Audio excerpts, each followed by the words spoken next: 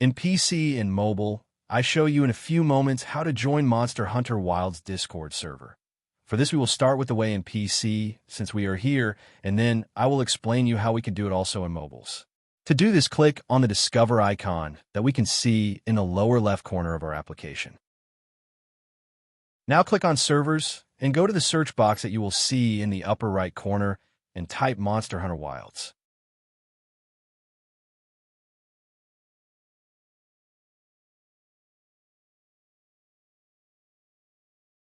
Now click on the server we are looking for, and then click on the Join button at the top of our Discord application.